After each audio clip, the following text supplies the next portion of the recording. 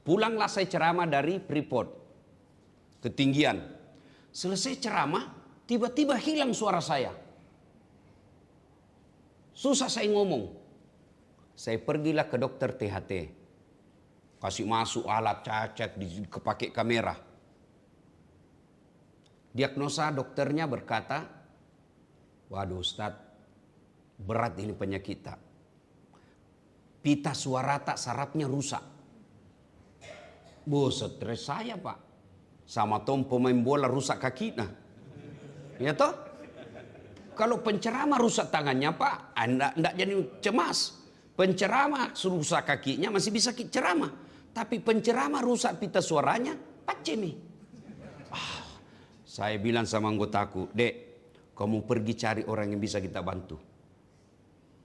Kita sedekah.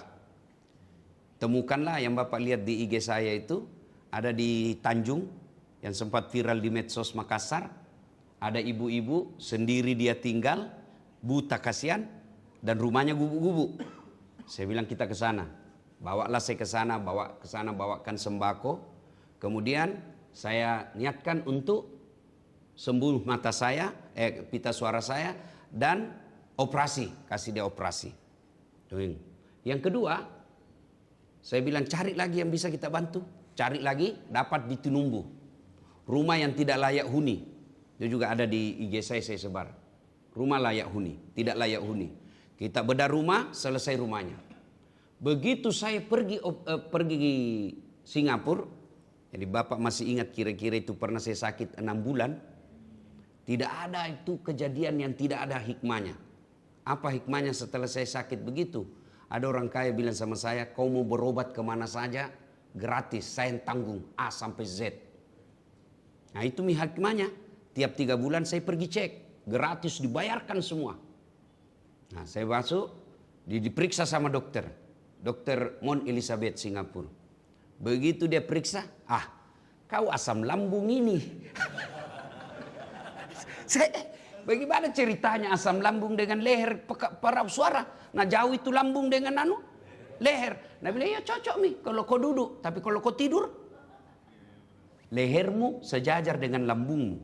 Itu asamnya lah itu merusak naik dan membuat peradangan di tenggorokanmu. Kalau pita suara, nah kasih lihat Pak itu videonya, nah bilang kalau pita suara normal begini. Nah ini kamu begini Ji. Kalau rusak mi begini, tidak ketemui. Wah hebat nah dokter nah orang Pak. Banyak tonji hebat kita di Indonesia, banyak tonji. Toh? Nah langsung saya syukur. Dia kasih ke obat. 2 hari sembuh Pak. Subhanallah. Dengan izin Allah. Maka Bapak Ibu, kalau ada kita di sini capek maki ke dokter, coba deh terapi sedekah. Yang jadi masalah, tidak mau ke dokter, tidak mau berdoa, enggak pelit juga, mau sembuh. Nah bilang orang Bugis, elo Andre teco. Itu ya. Yang keempat,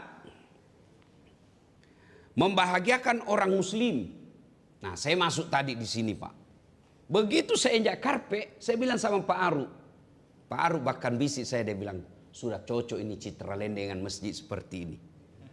Alhamdulillah. Dan saya yakin masjid cantik begini, kita enakan di dalam. Dan siapa yang bahagia? Orang muslim.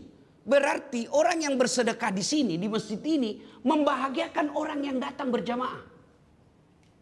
Itulah kehebatan sedekah. Baru masjid. Belum lagi kita memberikan sedekah secara pribadi.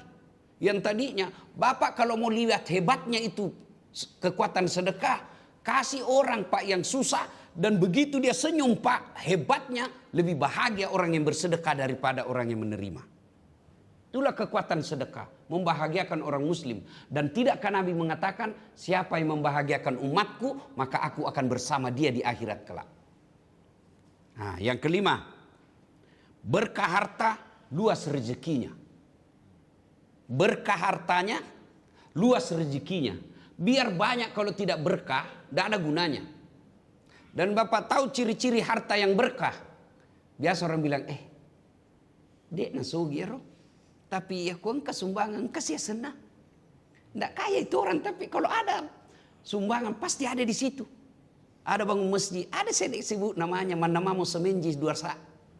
Be, itu yang kaya. Banyak, nah tapi tidak pernah didengar namanya. Dan itu enaknya orang miskin, Pak. Enaknya itu jadi orang miskin.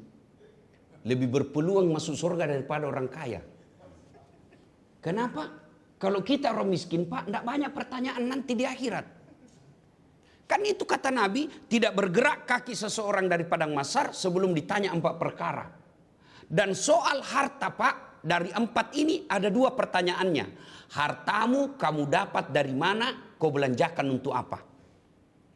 Itu toh, 2 memang ditanyakan, dari mana, untuk apa? Nah kalau kita orang miskin, mobil, sumbangan. Selesai ini? Itu kalau ada. Kalau tidak ada, mobil, Grab. Selesai. Rumah, kontrak-kontrak. Gaji, 4 juta. Jopoin gali lubang, tutup lubang. Selesai urusan, Pak.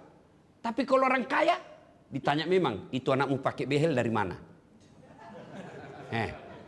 Kalau dilihat gajimu sebagai kepala dinas, tidak bisa kau beli itu. Dari mana? Anu apa? Itu Rolexmu dari mana kau dapat itu? Ditanya semua, pentil mobil ditanya semua, Pak. Meskipun masuk surga, tapi kan lama proses pertanyaannya, Pak. Masuknya ke surga, sama tong kalau nak panggil ke KPK, Pak. Diperiksa dari pagi sampai 10 malam, kan babak belur. Iya. Dan ternyata, tadi malam lagi saya baca kitab. Kalau pernah kita dengar istilah, masuk surga tanpa hisab, di akhirat juga nanti ternyata ada 6 golongan masuk neraka tanpa hisab.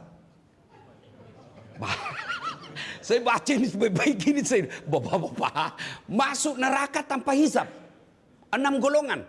Satu diantaranya manusia yang zalim dengan kepemimpinannya. Itu kepala daerah, bupati, gubernur, presiden. Itu semua itu kalau dia memimpin dengan kezaliman, maka dia akan masuk surga, masuk neraka tanpa hisab. Waktu itu sahabat bertanya, apa dia sholat? Dia sholat. Apa dia puasa? Dia puasa. Apa dia zakat?